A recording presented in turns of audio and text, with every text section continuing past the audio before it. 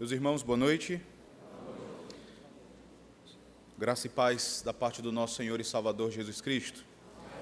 Meus irmãos, eu gostaria de renovar aqui a minha palavra de gratidão ao Senhor pela oportunidade de poder conhecer esta igreja, de poder desfrutar da comunhão dos irmãos e também de gratidão ao conselho da Igreja Presbiteriana de Aracaju, na pessoa do seu pastor, pelo convite feito. Que o Senhor seja servido em continuar abençoando a cada um dos irmãos, que o Senhor seja servido em continuar nos abençoando com a sua palavra. Eu quero também aqui estender a esta igreja o abraço da Igreja Presbiteriana do Cruzeiro do Anil. Que o Senhor assim nos abençoe. Convido você a, nessa nossa última exposição, abrir a palavra do Senhor mais uma vez no livro do profeta Zacarias, agora no capítulo 11.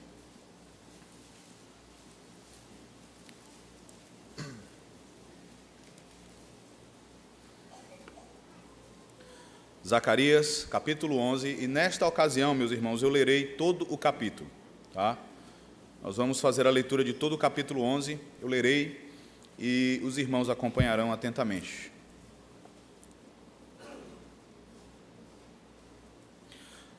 Diz assim a palavra do Senhor: Abre, ó Líbano, as tuas portas, para que o fogo consuma os teus cedros. Geme, ó cipreste, porque os cedros caíram, porque as mais excelentes árvores são destruídas. Gemei, ó carvalhos de Baçã, porque o denso bosque foi derribado. Eis o uivo dos pastores, porque a sua glória é destruída. Eis o bramido dos filhos de leões, porque foi destruída a soberba do Jordão. Assim diz o Senhor, meu Deus: apacenta as ovelhas destinadas para a matança. Aqueles que as compram, matam-nas e não são punidos. Os que as vendem dizem: louvado seja o Senhor, porque me tornei rico, e os seus pastores não se compadecem delas. Certamente já não terei piedade dos moradores desta terra, diz o Senhor.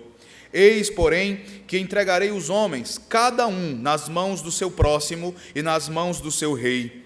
Eles ferirão a terra, e eu não os livrarei das mãos deles. Apacentai, pois, as ovelhas destinadas para a matança, as pobres ovelhas do rebanho.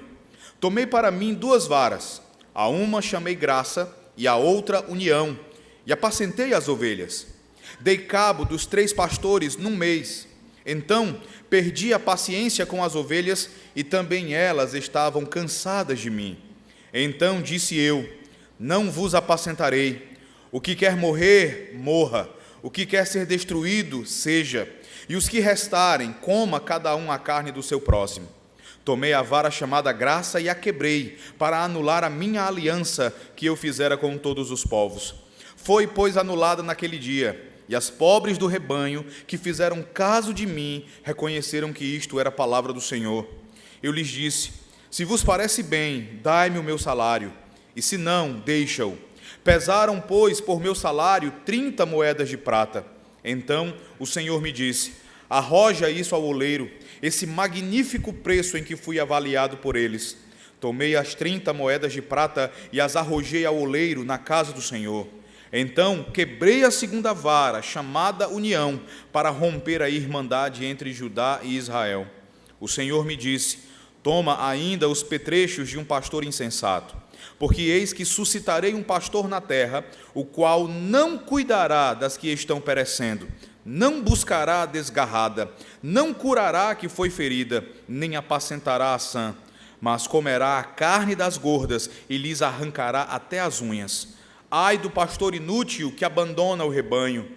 A espada lhe cairá sobre o braço e sobre o olho direito. O braço completamente se lhe secará, e o olho direito de todo se escurecerá.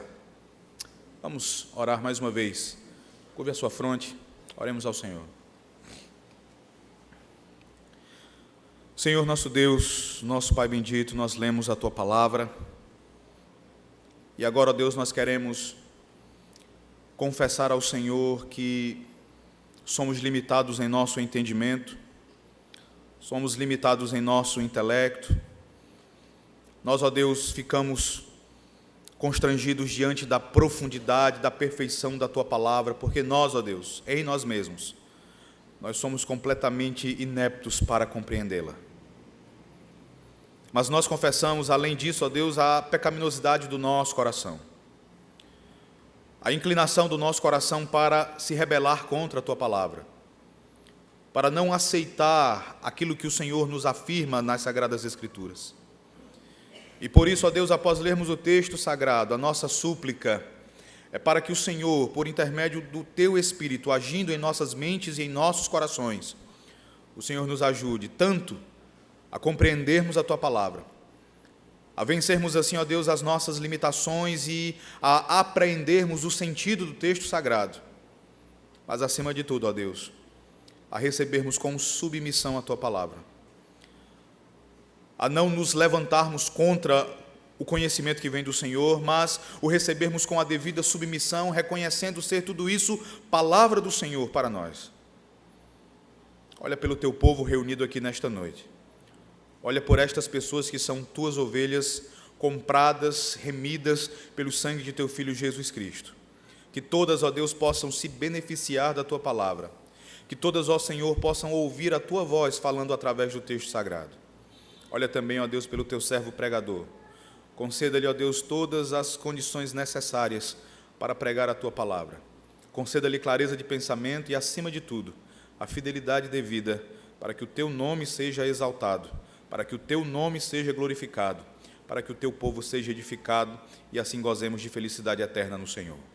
É em nome de Jesus, o Teu Filho, que oramos, é em nome dEle que Te suplicamos esta bênção, hoje e eternamente. Amém. Amém. Meus amados irmãos, nas nossas duas exposições anteriores, nós observamos, primeiramente no capítulo 3 de Zacarias, aquilo que o Senhor Jesus, o nosso Redentor, o nosso sacerdote e rei faria em nosso benefício. Nós observamos que Ele nos perdoaria, Ele nos justificaria, Ele nos despiria das nossas vestes imundas, das nossas vestes maculadas pelo pecado, Ele nos revestiria com as vestes brancas, limpas, mais alvas que a neve da sua justiça perfeita. Ele silenciaria as acusações de Satanás, acusações dirigidas contra nós. Quando nós estudamos o capítulo 6, hoje pela manhã, nós vimos o porquê Jesus era capaz, ou Ele é capaz de fazer isso. Nós vimos que Ele nos concedeu o seu perdão, Ele nos justificou, Ele nos purificou, nos concedeu a sua justiça, porque Ele é o nosso sacerdote rei. Ele é o sacerdote que tem o poder e a autoridade do rei, e Ele é o rei que é compassivo e misericordioso, assim como um sacerdote. Então, até agora, nós já observamos o que Ele fez em nosso benefício, o porquê Ele foi capaz de agir assim. E agora, quando nós lemos o capítulo 11 do profeta Zacarias, nós vamos observar o como. Ele nos perdoou, Ele fez isso por ser o nosso sacerdote rei, mas agora nós vamos observar que Ele realizou tudo isso no caminho da mais profunda humilhação. Ele realizou todos esses benefícios em nosso favor no caminho da rejeição, sendo rejeitado pelos seus, sendo traído pelo seu povo, sendo abandonado pelos seus amigos, sendo objeto da repugnância daquelas que deveriam ser as suas ovelhas. Para isso, mantenha a palavra do Senhor, a sua Bíblia aberta aí no capítulo 11. E nós precisamos entender alguns detalhes a respeito dessa passagem e como ela se relaciona com as outras duas passagens que nós já estudamos. E precisamos entender que as outras duas passagens, o capítulo 3 e o capítulo 6 de Zacarias, eles se dirigem para esta terceira passagem. Eles se dirigem aqui para o capítulo 11. Como nas outras duas ocasiões, aqui no capítulo 11, você vai encontrar o Senhor Jesus Cristo e a sua obra salvífica. Aqui você também vai observar que todas as promessas e todos os confortos dependem de Cristo e da sua obra como Salvador. Também, quando você observa aqui no capítulo 11, você vai observar que há um desenvolvimento em torno do profeta Zacarias. Quando nós observamos o capítulo 3 ontem, você observa que a participação de Zacarias, ela se limita a fazer uma observação. Depois que o anjo do Senhor veste ou muda as vestes do sumo sacerdote Josué, Zacarias faz uma observação, ele diz: coloquem um turbante na cabeça dele. Falta algo, falta o turbante, falta aquilo que habilita o sacerdote a ministrar no templo do Senhor. Então coloquem o turbante na sua cabeça. Quando nós observamos o capítulo 6, nós vemos que Zacarias, agora ele não mais apenas faz uma sugestão, ele não mais faz uma observação apenas, mas ele mesmo é aquele que recolhe as ofertas dos homens que retornaram da Babilônia, ele faz uma coroa de ouro e de prata, e ele coloca essa coroa sobre a cabeça do sumo sacerdote Josué. Aqui no capítulo 11, esse desenvolvimento continua. Porque aqui, Zacarias se torna agora o personagem principal da passagem. Ele é aquele que, ao longo de todo o capítulo, representará a obra salvífica de nosso Senhor Jesus Cristo. Tudo o que vai ocorrer a Zacarias aqui tem o objetivo de nos fazer pensar a respeito da rejeição sofrida por Cristo, da traição sofrida por Ele, por meio da qual ele se torna o nosso cordeiro sacrificial, que por meio do seu sofrimento e da sua morte faz expiação pelos nossos pecados. As três passagens que nós consideramos, meus irmãos, elas falam da obra de Jesus em nosso benefício. Mas outro detalhe que você deve perceber a respeito do capítulo 11 de Zacarias é que aqui, mais uma vez, nós aprendemos algo a respeito da excessiva pecaminosidade do pecado. Perceba, você não vai enxergar a tua necessidade da obra justificadora de Jesus, como retratada no capítulo 3, e você não vai perceber a tua necessidade do poder e da glória de Cristo como teu sacerdote rei, se você não atentar para a maneira como nós pecamos contra Ele. A menos que você veja aqui no capítulo 11 a mesma verdade de Isaías capítulo 53, verso 6.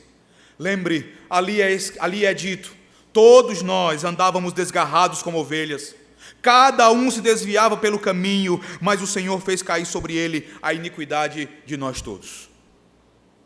Por fim, meus irmãos, a título de introdução, para que você seja assim auxiliado na interpretação desse capítulo, você precisa entender que o capítulo 11 de Zacarias, ele já vai retratar um período bem posterior da vida do profeta. Ontem, nós observamos que quando Zacarias iniciou o seu ministério profético, ele ainda era um jovem. O capítulo 2 e versículo 4 do livro vai nos dizer que ele era jovem. A palavra traduzida por jovem ali é a mesma palavra que vai ser usada para falar de Daniel e dos seus 3 amigos, e é uma palavra que normalmente é traduzida como um adolescente, alguém a partir, digamos, dos seus 13, 14 anos. Então não se sabe exatamente a idade com a qual Zacarias iniciou o seu ministério profético, mas o certo é que ele era alguém bem jovem.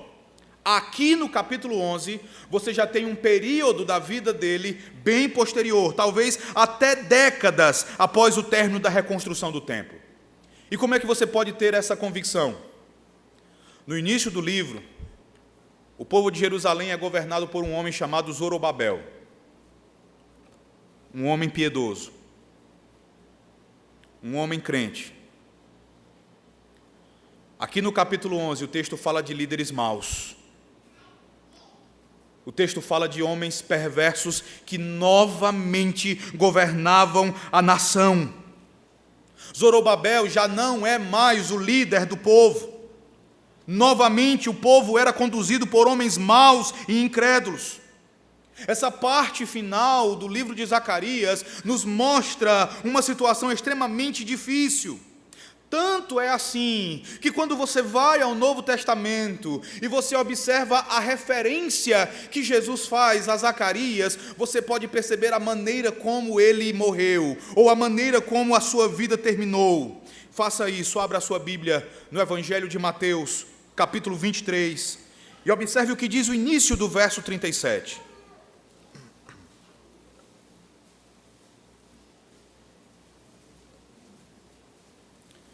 Mateus capítulo 23, verso 37. Observe apenas o início desse versículo.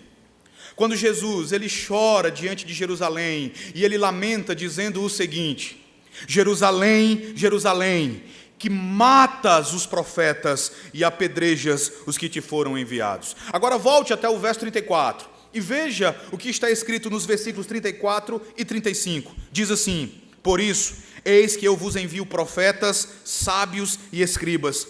A uns matareis e crucificareis, a outros açoitareis nas vossas sinagogas e perseguireis de cidade em cidade, para que sobre vós recaia todo o sangue justo derramado sobre a terra, desde o sangue do justo Abel até ao sangue de quem? De Zacarias, filho de Baraquias, a quem matastes entre o santuário e o altar. Esse foi o final da vida do profeta Zacarias, morto por sua fidelidade ao Senhor. Então, o final do livro vai nos apresentar um período em que a nação novamente era conduzida por homens ímpios, por homens incrédulos, homens maus, homens perversos. E esse capítulo, meus irmãos, ele pode ser dividido em 3 partes bem claras. A primeira parte, ela envolve os versículos de 1 a 3, quando Deus fala sobre um julgamento iminente contra o povo, quando Deus fala a respeito do juízo que Ele vai trazer contra o seu rebanho. A segunda parte vai do verso 4 até o verso 14, quando Deus apresenta as razões para esse julgamento, quando o Senhor explica o porquê vai julgar o seu povo e trará novamente destruição sobre ele. E a última parte, dos versos 15 a 17, quando o Senhor faz uma vívida descrição de como o seu rebanho seria entregue a pastores indignos, aqueles a quem em João 10 Jesus chama de mercenários. Então essa passagem, meus amados irmãos, é uma passagem grave, séria, solene e que requer toda a nossa atenção. Por isso eu peço que você mantenha a sua Bíblia aberta, observe o que diz agora a primeira parte do capítulo 11, do verso 1 até o verso 3, eu lerei e os irmãos acompanharão. Diz assim: abre, ó Líbano, as tuas portas, para que o fogo consuma os teus cedros. Geme, ó cipreste, porque os cedros caíram, porque as mais excelentes árvores são destruídas. Gemei, ó carvalhos de Bazã, porque o denso bosque foi derribado. Eis o uivo dos pastores, porque a sua glória é destruída. Eis o bramido dos filhos de leões, porque foi destruída a soberba do Jordão. Esses 3 versículos iniciais, eles são um lamento profético. E esse lamento, ele nos dá uma ideia do juízo que, de novo, Deus traria sobre o seu povo. Porque aqui nós já temos uma ideia, e nós já temos aqui um vislumbre da maldade praticada no meio do povo. O capítulo 10, ele gira em torno de promessas feitas pelo Senhor, de confortos anunciados pelo Senhor. Mas agora essas promessas e esses confortos, eles se transformam em juízo, eles se transformam em terror. Se você observar o início do capítulo 10, você observa que ele começa com a promessa de chuvas que refrescam o povo, que trarão frescor à vida da nação. Aqui no capítulo 11, o que Deus anuncia que vai trazer é agora uma profusão de tempestades destruidoras. E aqui o Senhor menciona 3 lugares. Ele fala do Líbano, ele fala de Bazã, e ele também fala do Rio Jordão.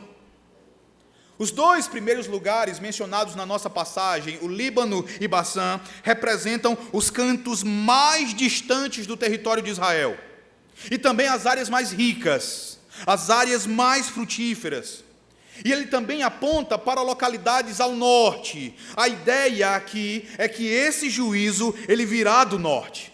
Essa destruição, ela virá novamente do norte. A mesma coisa o Senhor afirmou quando fez referência à Babilônia. Anteriormente, quando Deus anunciou ao seu povo que se o seu povo não se arrependesse, não parasse de profanar o seu dia, não parasse de se voltar para os ídolos, Deus traria um inimigo do norte. E assim ele fez, e assim ele trouxe a Babilônia. O povo foi para o exílio, 70 anos depois o povo retorna para a terra, um novo tempo se inicia, mas o ciclo de pecado ele se reinicia também. O povo volta a pecar, o povo volta a fazer aquilo que era mal perante os olhos do Senhor, e o Senhor novamente anuncia juízo. E de novo esse juízo viria do norte. Os cedros e os ciprestes mencionados no texto simbolizam força e poder. Outro detalhe a respeito dessas árvores é que, quando você lê o Antigo Testamento, normalmente você vai observar que os líderes do povo, eles eram simbolizados por árvores. Um exemplo disso é quando você abre a sua Bíblia no livro de Juízes, no capítulo 9, e observa aquela conhecida parábola de Jotão. Quando Abimeleque, ele assassina todos os seus irmãos e se proclama rei do povo. E aí Jotão, ele então conta uma parábola acerca das árvores que desejavam constituir para si um rei. As árvores frutíferas, elas rejeitaram reinar sobre as outras árvores. A figueira não quis, porque não queria deixar de apresentar o seu fruto aos homens. A videira também se recusou, porque ela entendia que a sua missão era prover vinho para o povo. E então, por fim, o espinheiro, uma árvore que não tinha nada a oferecer, uma árvore que tinha para oferecer apenas destruição, ela se prontifica. E Jotão contou essa parábola para falar de Abimeleque, sobre a destruição que ele traria ao povo, sobre a maneira como Deus visitaria o povo com destruição por intermédio dele. Então, normalmente, quando você observa referências às árvores, à sua força, ao seu vigor, essa referência é para simbolizar a liderança do povo. O que nos leva a entender que Deus anuncia juízo sobre os líderes da nação. O que nos leva a concluir que aqui o Senhor anuncia a destruição aos líderes. Ele castigaria os líderes do povo. Ele traria juízo, um juízo tão severo, tão duro, que se ouviria o grito desesperado desses homens. Se ouviria o uivo dos pastores de Israel. Se ouviria o bramido dos filhos dos leões.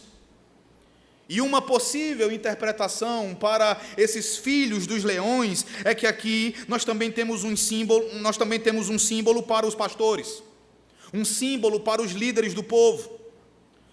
O verso 3 pode ser entendido como um paralelismo sinonímico, ou seja, se você observar o verso 3, você vai perceber que a segunda linha, ela vai afirmar a mesma verdade da primeira linha. O verso diz assim: eis o uivo dos pastores, porque a sua glória é destruída. Eis o bramido dos filhos de leões, porque foi destruída a soberba do Jordão. A ideia é que esses pastores, eles destruíam, eles comiam as ovelhas, eles se alimentavam das ovelhas do Senhor, em vez de alimentá-las. Isso nos lembra as palavras de Jesus no Evangelho de Mateus, no capítulo 7, a respeito de falsos mestres, falsos profetas, falsos líderes, que se apresentam disfarçados de ovelhas, mas por dentro são lobos destruidores, são lobos vorazes, são lobos roubadores. Então aqui nós temos um anúncio, meus irmãos, de juízo contra a liderança, contra os líderes do povo. Só que esse juízo, ele não alcançará apenas a liderança, porque Deus vai mostrar nos versículos seguintes que o povo era reflexo da sua liderança. Se você observar, por exemplo, o verso de número 6, Deus também vai dizer que não mais teria piedade dos moradores da terra. Não seriam apenas os líderes que sofreriam o juízo, mas os moradores daquela terra, o povo também sofreria, porque o povo era tão mau quanto a sua liderança, e isso vai ficar cada vez mais claro à medida que nós avançarmos no capítulo. Agora preste atenção no que eu vou dizer. Essa profecia, ela tinha significado imediato para aquela geração de judeus. Aquela geração novamente estava mergulhada no pecado. Aquelas pessoas novamente estavam apostatando de Deus e fazendo maldades. Portanto, elas experimentariam o juízo do Senhor se não se arrependessem. Porém, meus irmãos, num nível mais profundo, essa profecia era significativa para algo que ocorreria séculos depois, e que à medida que nós avançarmos no texto, vai também se tornar mais claro. Mas eu já quero adiantar para os irmãos, antes de qualquer coisa, que aqui nós temos uma profecia relativa ao que aconteceria a Israel no ano 70 depois de Cristo. Do norte, o Senhor traria as legiões romanas, que devastariam a cidade de Jerusalém e destruiriam final e cabalmente o templo.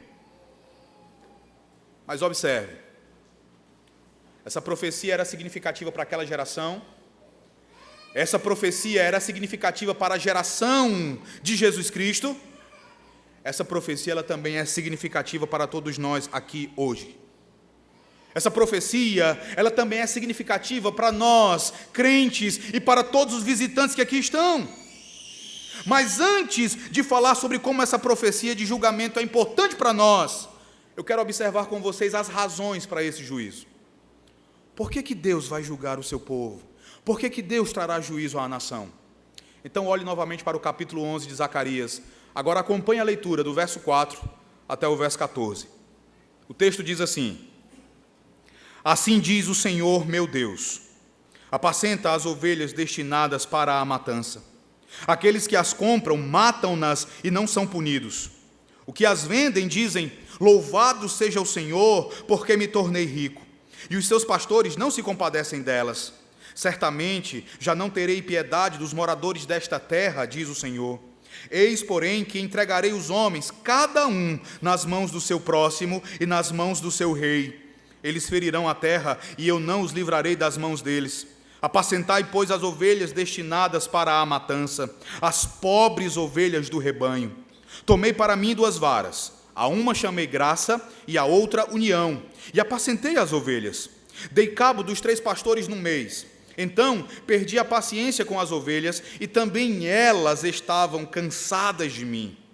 Então disse eu, não vos apacentarei. O que quer morrer, morra. O que quer ser destruído, seja. E os que restarem, coma cada um a carne do seu próximo. Tomei a vara chamada graça e a quebrei, para anular a minha aliança que eu fizera com todos os povos. Foi, pois, anulada naquele dia.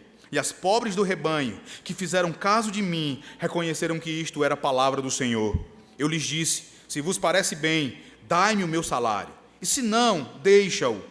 Pesaram, pois, por meu salário 30 moedas de prata. Então o Senhor me disse, arroja isso ao oleiro, esse magnífico preço em que fui avaliado por eles. Tomei as 30 moedas de prata e as arrojei ao oleiro na casa do Senhor. Então quebrei a 2ª vara, chamada união, para romper a irmandade entre Judá e Israel. Aqui o Senhor apresenta as razões para o juízo.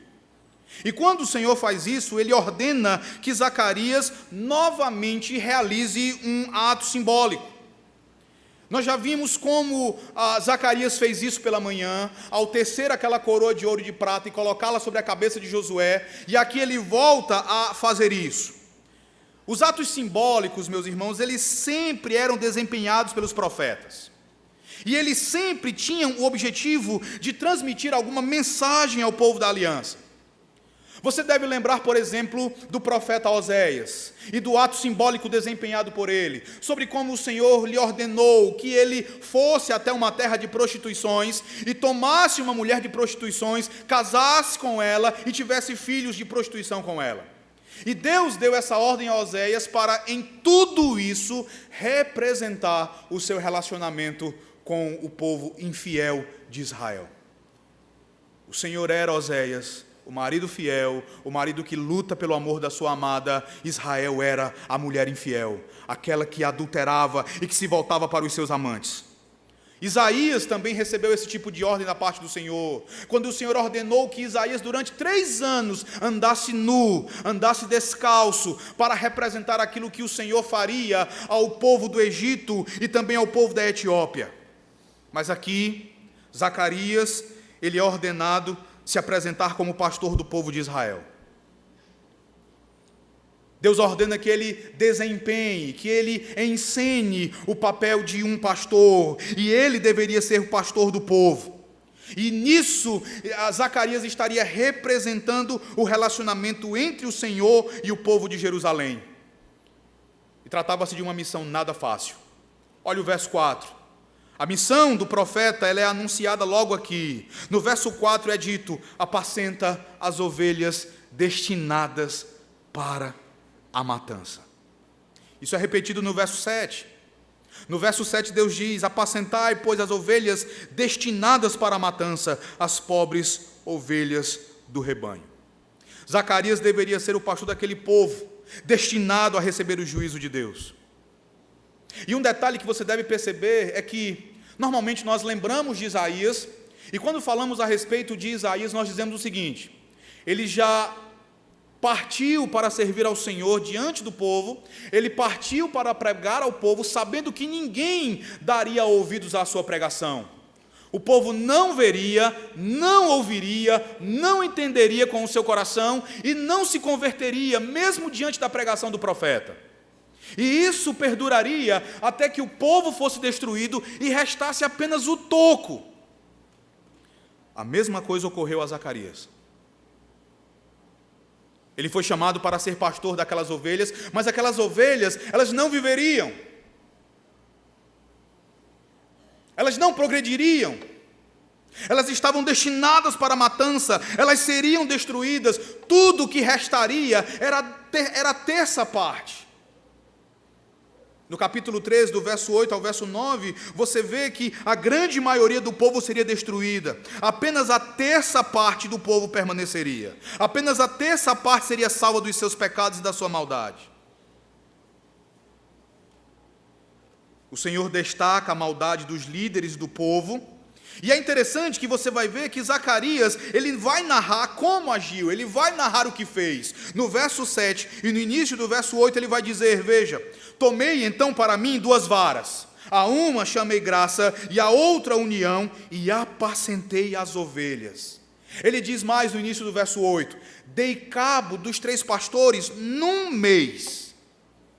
A primeira dessas varas, a vara chamada graça, era um símbolo da bênção de Deus sobre o seu povo. A outra vara era símbolo da união nacional, da união entre Israel e Judá. E você vê que, inicialmente, a obra de Zacarias parece ter sido bem recebida. Ele diz: eu apacentei as ovelhas, e dentro de um mês eu dei cabo dos 3 pastores.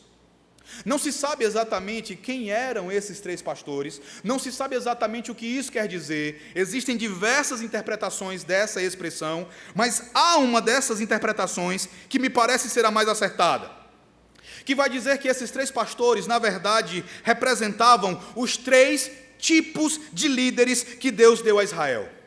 Esses 3 pastores eram os reis, os sacerdotes e os profetas. Isso porque todos os líderes da nação, todas as classes de líderes do povo haviam falhado vergonhosamente. Os reis se desviaram do Deus vivo, começaram a seguir ídolos.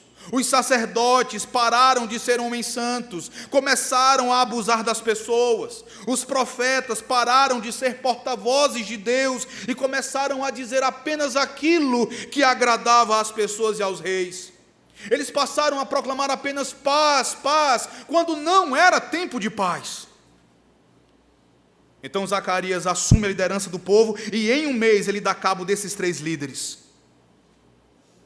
A questão agora é: como foi que o povo respondeu a isso? De que maneira o povo de Jerusalém respondeu ao trabalho de Zacarias?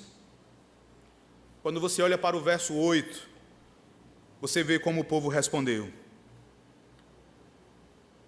O restante do verso 8 diz assim, observe: então perdi a paciência com as ovelhas, e também elas estavam cansadas de mim. Esse versículo aí precisa ser bem entendido por todos nós. Não entenda que primeiramente o pastor, não entenda que primeiramente Zacarias perdeu a paciência com as ovelhas. A primeira frase fala do pastor perdendo a paciência com as ovelhas, mas a maneira como os verbos são usados no texto é muito interessante. O que nós precisamos entender, observe, é que a ação do pastor em perder a paciência com as suas ovelhas e rejeitá-las é posterior à ação das ovelhas de se enfadarem dele. O texto hebraico mostra que a ação dele é uma resposta à ação das ovelhas em relação ao seu ministério. E literalmente o que o texto hebraico diz aqui é que as ovelhas, elas olharam para o seu pastor e elas sentiram repugnância dele. A nossa tradução, ela suaviza isso, ela diz, e também elas estavam cansadas de mim. Mas literalmente o texto diz que elas sentiam repugnância de Zacarias.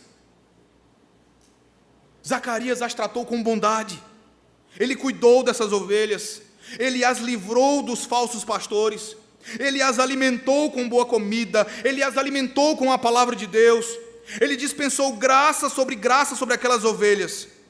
Mas o que aconteceu depois, meus irmãos, foi algo simplesmente impensável. O povo que estava sendo maltratado pelos seus líderes, as ovelhas que estavam sendo levadas à matança pelos seus pastores, elas sentiram repugnância do verdadeiro pastor. João Calvino faz um comentário muito perspicaz sobre essa informação. Ele diz que o pastor havia favorecido com tantos benefícios aquelas ovelhas, mas elas não podiam suportar o melhor dos pastores, e elas odiaram o melhor dos pastores. No Novo Testamento, quando o apóstolo Paulo envia a sua primeira carta à igreja de Corinto, ou melhor, a sua segunda carta, Paulo expressa algo semelhante. No capítulo 6, nos versos 11 e 12, Paulo diz: para vós outros, ó coríntios, abrem-se os nossos lábios e alarga-se o nosso coração. Não tendes limites em nós, mas estáis limitados em vossos próprios afetos. Ele fala do amor dele por aquelas pessoas, ele fala do amor dele por aquela igreja, mas ele diz que o amor daquela igreja por ele não era o mesmo, e era um amor bem limitado. E aquilo que aconteceu entre as ovelhas de Jerusalém e Zacarias era um símbolo do relacionamento entre Deus e o seu povo. E isso trouxe resultados terríveis. Veja aí do verso 9 ao verso 11 do nosso texto. Os versículos seguintes nos apresentam o resultado. Então disse eu: não vos apacentarei. O que quer morrer, morra. O que quer ser destruído, seja. E os que restarem, coma cada um a carne do seu próximo. Tomei a vara chamada graça e a quebrei, para anular a minha aliança que eu fizera com todos os povos. Foi, pois, anulada naquele dia, e as pobres do rebanho, que fizeram caso de mim, reconheceram que isto era a palavra do Senhor. A partir de agora, o povo estava entregue à própria sorte. Ou melhor, meus irmãos, o povo seria agora entregue novamente a falsos pastores. É o que você vai ver do verso 15 até o verso 17. Quando Deus diz para Zacarias tomar os petrechos de um pastor insensato, porque Deus suscitaria um pastor na terra, que não cuidaria das ovelhas, não cuidariam daquelas que estavam perecendo, mas não buscaria a desgarrada, não curaria a ferida, não apacentaria a sã, mas destruiria cada uma daquelas ovelhas. O povo teve repugnância do verdadeiro pastor e o rejeitou. Como consequência, a vontade do povo seria feita. O juízo de Deus se constituiria justamente em atender à vontade do povo. O povo seria entregue aos cuidados de pastores insensatos, mercenários, que em vez de buscarem o bem delas, buscariam apenas a sua destruição. E é interessante como isso se repetiu muitas vezes na história da igreja.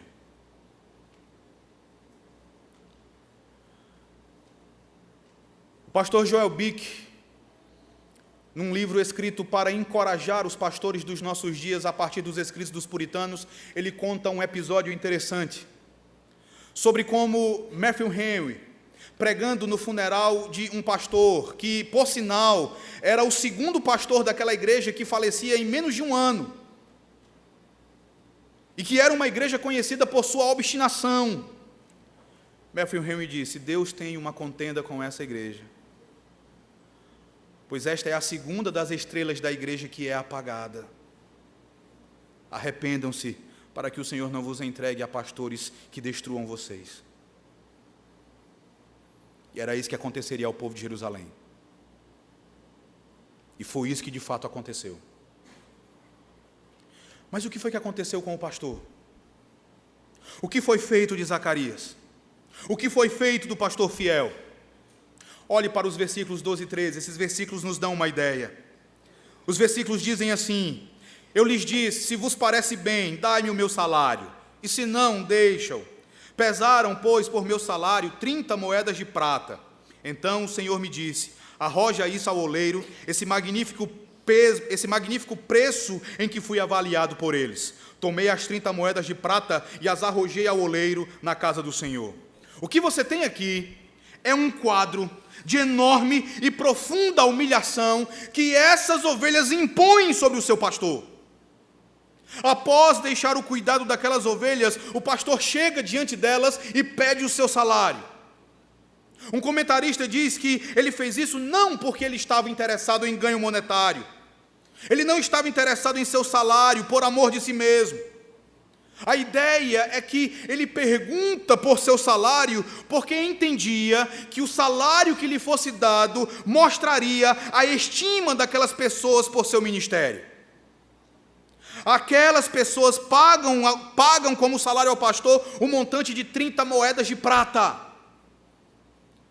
E há muita coisa sobre isso aqui. Isso aqui foi devidamente calculado. Essas 30 moedas de prata se constituíam num insulto planejado, num insulto intencional, calculado. E entenda por quê. Se você abrir a sua Bíblia no livro de Êxodo, eu peço que você faça isso. No capítulo 21, e no verso 32, você vai perceber exatamente a que correspondiam essas 30 moedas de prata. Êxodo capítulo 21, verso 32. Eu peço que você leia comigo. Diz assim a palavra de Deus, leiamos. Se o boi chifrar um escravo ou uma escrava, dar-se-ão 30 siclos de prata ao senhor destes, e o boi será apedrejado. Observe, 30 moedas de prata, ou 30 ciclos de prata, era o valor que se pagava como uma espécie de indenização ao dono de um escravo morto por um boi. 30 moedas de prata era o valor de um escravo morto. E no Antigo Testamento, 30 moedas de prata também era o valor do salário de um escravo. O salário mais desprezível que alguém podia receber no Antigo Testamento. O que essas pessoas fizeram a Zacarias foi dizer a Zacarias que o seu pastor não valia mais do que isso. Não valia mais do que um escravo. Tudo o que ele valia eram 30 moedas de prata. Se aquelas pessoas não tivessem dado nada a Zacarias, teria sido melhor. Oferecer essas 30 moedas de prata, meus amados irmãos, demonstrou de forma muito clara que aquelas ovelhas o odiavam. No verso 13, o Senhor mostra que tudo aquilo de fato era um insulto a ele. Veja que o Senhor diz que aquelas 30 moedas de prata, na verdade, representavam a maneira como ele, o Senhor, foi avaliado por aquelas pessoas. E o Senhor rejeita esse pagamento. O Senhor ordena que Zacarias arroje aquelas moedas na casa do oleiro, que ele jogue aquelas moedas fora, que ele se desfaça delas. O Senhor trata a questão com uma enorme ironia, esse magnífico preço em que fui avaliado por eles. Como é que nós devemos entender tudo isso aqui, meus irmãos? Eu quero chamar a atenção dos irmãos para o fato de que aqui nós temos um quadro bem vívido, bem claro, da pessoa do nosso Senhor Jesus Cristo, da sua gloriosa obra em nosso benefício, da profunda humilhação à qual Jesus foi submetido ao ser rejeitado pelos judeus. Todo o ato simbólico de Zacarias era de extremo significado para alguns séculos mais tarde, quando Jesus Cristo, o verdadeiro pastor de Israel, seria tratado exatamente dessa maneira pelo seu povo. Na época de Jesus, na época da encarnação do Verbo, novamente o povo de Israel sofria nas mãos dos seus líderes humanos. No tempo de Cristo, pense, por exemplo, no rei. Pense em Herodes. É interessante como, numa cena construída de maneira impressionante no Evangelho de Marcos, no capítulo 6, quando Jesus está alimentando uma multidão de mais de 5.000 pessoas e se revelando como o rei pastor daquele povo, fazendo com que aquelas pessoas se deitassem sobre a relva verde, o rei humano, Herodes, está assassinando o último dos profetas do Antigo Testamento. Enquanto o rei pastor alimenta o povo, alimentando, multiplicando pães e peixes, alimentando com a palavra de Deus, o rei humano está matando aquele que era o profeta do Senhor. Pense nos sacerdotes que trabalhavam no templo. Aqueles sacerdotes não tinham nenhum interesse real pelo bem espiritual do povo de Deus. Eles haviam transformado o templo, eles haviam transformado a casa de Deus em comércio, um covil de ladrões. O verdadeiro pastor entra em cena, purifica o templo, purifica o centro da vida religiosa do povo de Israel. Durante o seu ministério, Jesus também provou que era o verdadeiro profeta, porque ninguém pregava de maneira tão maravilhosa, ninguém possuía tanta autoridade, ninguém ensinava de maneira tão graciosa quanto Cristo, a ponto de as multidões se maravilharem da sua doutrina. Ele amou aquele povo, ele abençoou as suas crianças, ele curou os seus doentes, ele alimentou os seus famintos, ressuscitou os mortos, ele anunciou o evangelho do reino de Deus. O que mais Jesus poderia ter feito por aquele povo que ele não tenha feito? Ele fez tudo. Não obstante, meus irmãos, como foi que ele foi tratado? Assim como fizeram com Zacarias, logo aquelas pessoas sentiram repugnância dele. Logo aquelas pessoas o rejeitaram. No espaço de 6 dias, a mesma multidão que o recepcionou na entrada triunfal de Jerusalém, dizendo: Hosana ao filho de Davi, bendito ao que vem em nome do Senhor, Hosana nas maiores alturas, a mesma multidão gritava diante de Pôncio Pilatos: crucifica-o, crucifica-o. A rejeição foi tamanha que o povo chegou a gritar: caia sobre nós e sobre os nossos filhos o seu sangue. Assim como o povo de Jerusalém preferiu os falsos líderes em vez do verdadeiro pastor, o povo de Jerusalém preferiu um assassino ao Senhor Jesus Cristo. E para completar o quadro da sua humilhação, ele também foi avaliado pelo valor de 30 moedas de prata.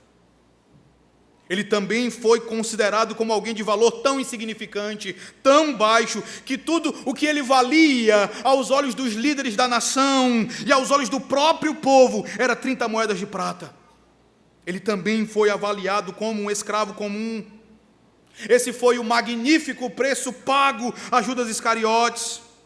Aquelas 30 moedas de prata também mostravam o que o povo pensava a respeito do seu rei, do seu pastor.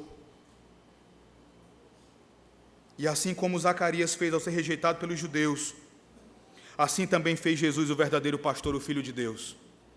Zacarias quebrou as varas com as quais pastoreou o povo de Deus e abandonou o povo. Nos evangelhos, nós também encontramos uma ação de Jesus que comunica esta mesma verdade. Abra novamente a sua Bíblia no Evangelho de Mateus, e você vai ver que, primeiramente, Jesus lamenta o modo como os judeus o rejeitaram. Mateus capítulo 23, versos 37 e 38.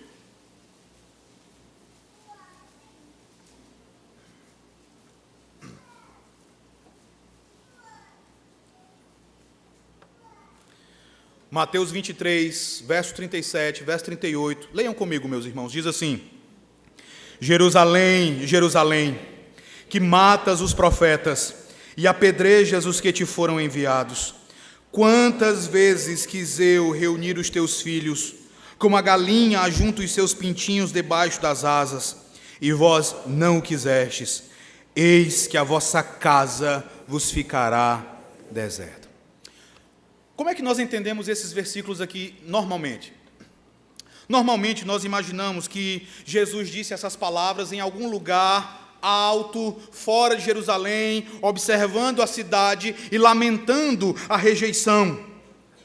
Mas quando você vai para o capítulo 24, você percebe que Jesus ele não estava fora da cidade, ele não estava num lugar alto, ele não estava como que num monte observando a cidade. Ele estava no templo. Ele estava no mesmo lugar onde séculos antes o profeta Zacarias havia sido morto pelos judeus. Quando ele fala da morte de Zacarias entre o altar e o átrio, ele está falando, apontando para o exato lugar onde o profeta fora morto. Ele estava no templo. E no verso 1 do capítulo 24, você vê o evangelista dizendo que Jesus ele sai do templo. Isso aqui não é sem importância. Essa foi a última vez em que Jesus pôs os seus pés no templo. Para nunca mais voltar. Assim como no tempo do profeta Ezequiel, a glória de Deus abandona o templo. E Deus então destrói o povo. Assim como com Zacarias, o Senhor perde a paciência com o povo de Israel. O Senhor da glória deixa o templo de Jerusalém para não mais voltar. E com exceção daqueles que continuaram seguindo a Jesus, o restante foi deixado para trás. O restante foi rejeitado para receber a justa condenação pelos seus atos, pela maneira vergonhosa como trataram o verdadeiro pastor.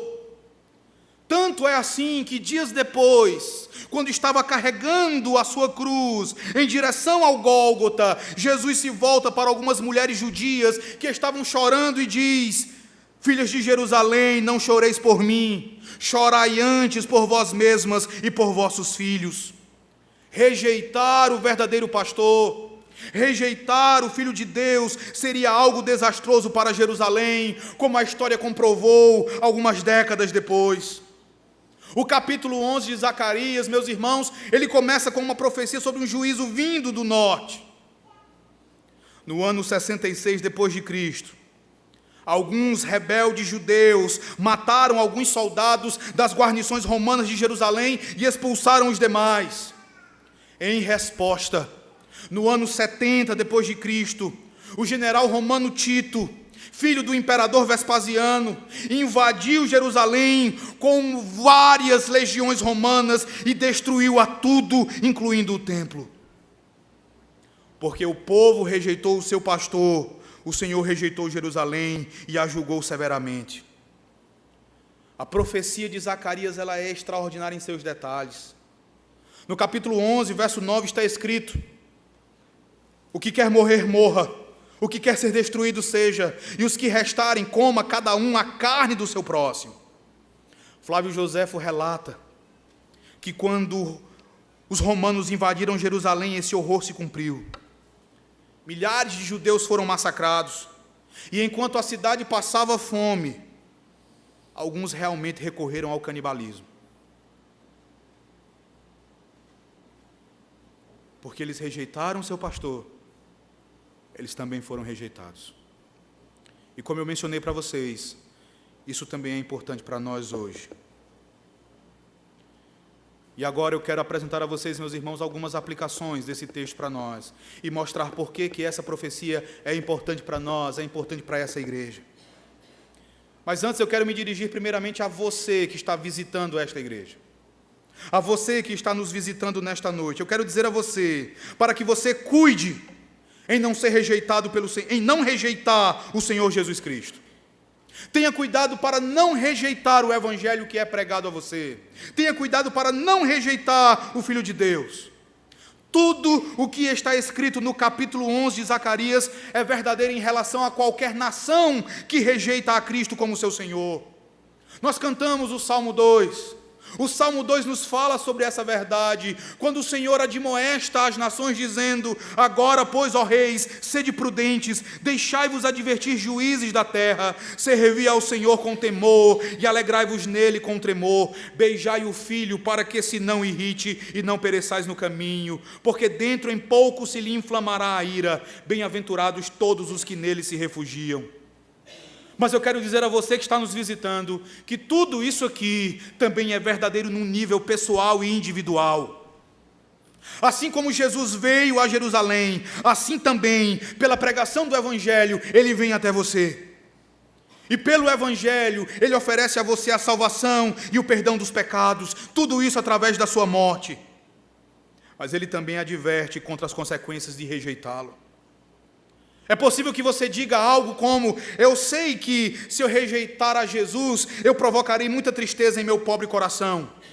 Mas eu quero dizer a você que você precisa saber que se você rejeitar ao Senhor, as consequências serão muito maiores. Você não sofrerá apenas tristeza em seu coração. Você será objeto do juízo de Deus. Você será objeto do julgamento do pastor a quem você rejeitou. Então saiba que você terá rejeitado a Deus. Você terá rejeitado a graça que Ele manifestou a você através da pregação. E como os antigos judeus, você não será capaz de dar nenhuma desculpa de que Deus reteve de você a sua graça. Você não terá rejeitado um Deus severo que tem prazer na ira e que é indigno do seu amor. Você terá rejeitado o ser sumamente amável em todo o universo. Você terá rejeitado o Deus que se revela a você em graça e verdade por meio de Jesus Cristo. Então, meu querido visitante, a você a advertência nesta noite é: se você rejeitar a graça e a misericórdia de Deus, recusando o Salvador que Ele enviou, você será finalmente rejeitado. Você vai ouvir por aí muitas músicas que são compostas em nossos dias, dizendo que Deus não desiste de você, que Ele se importa com você. Conquanto seja verdade que Ele se importa com você, não imagine que Ele não te rejeitará se você se mantiver em sua rebeldia. Ele fez isso a Jerusalém no tempo de Zacarias. Ele fez isso a Jerusalém após a morte de Cristo, e Ele fará isso a você se você insistir em sua rebeldia. Arrependa-se dos seus pecados. Creia em Cristo. Beije o Filho, para que Ele não se irrite. Em segundo lugar, eu quero dizer a esta igreja que a profecia do capítulo 11 de Zacarias nos ensina que líderes humanos, pastores humanos, sempre falharão. E eu quero ser bem enfático nesse ponto, meus amados. Líderes humanos sempre, não apenas algumas vezes, mas eles sempre falharão em algum ponto.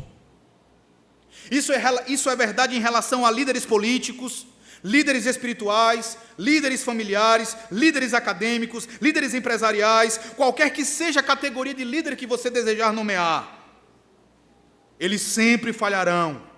Então, se você colocar a tua fé e a tua esperança, a tua confiança totalmente numa pessoa, e se você disser ou pensar algo como: eu estou colocando minhas esperanças e meus sonhos em você, saiba que você vai ficar desapontado. Por melhores que sejam, líderes humanos também são necessitados da glória de Deus. Pastores humanos também fracassarão. E é por isso que nós encontramos os pastores de Jerusalém uivando no início do capítulo 11 de Zacarias. A glória deles estava arruinada. E isso tem de ser assim, para que nós sejamos então apontados para o verdadeiro pastor, para que nós sejamos então conduzidos para um pastor maior, um pastor não contaminado com o pecado e o egoísmo, um pastor que ultrapassa e que vence as deficiências dos pastores humanos. Isso tem de ser assim, para que isso nos aponte para a nossa grande necessidade de Jesus como nosso pastor.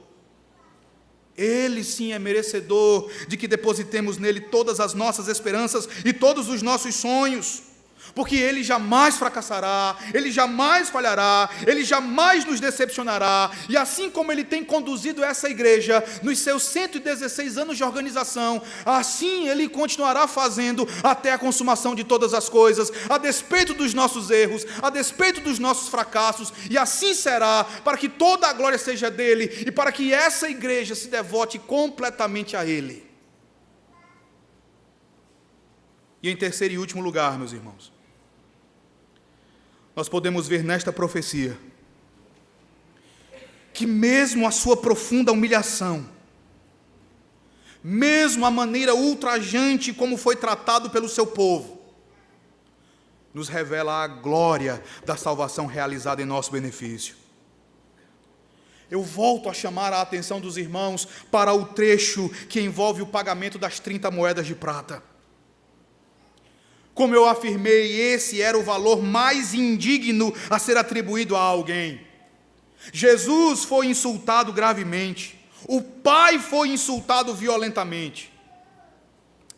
Porém, meus irmãos, na sábia, santa e perfeita providência de Deus, e em sua gloriosa soberania, há uma glória a ser observada nessas 30 moedas de prata. Como portador do nosso pecado, Jesus não era mais valioso que um escravo morto. Como nos representando, ele sofreria a vergonhosa morte de alguém que não valia absolutamente nada. Alguém que era um pária da sociedade, um maldito, um proscrito. À vista de Deus, como portador dos nossos pecados, ele não tinha valor e ele foi considerado por Deus como um escravo morto, na medida em que Deus colocou sobre ele a nossa iniquidade. Mas observe, Deus não fez isso como um insulto ao seu próprio filho. Deus fez isso como parte da sua maneira inescrutavelmente sábia de nos libertar, de perdoar aqueles que em si mesmos são indignos, porque nós o somos. Em sua maneira sábia, Deus agiu assim para perdoar aqueles que o insultam e que desprezam o seu Filho unigênito. Essas 30 moedas de prata falam de como eu e vocês, elas falam sobre como nós deveríamos ser avaliados, sobre como nós deveríamos ser tratados. Mas elas falam, acima de tudo, de como o nosso pastor, o nosso substituto, ele assumiu o nosso lugar, assumiu a nossa vergonha, para que pudéssemos, desde então, nos assentar nos lugares celestiais com ele. Resta-me dizer a vocês, meus amados irmãos, louvado seja o Senhor Deus por seu Filho Jesus Cristo, o nosso bom, grande e verdadeiro pastor. Amém.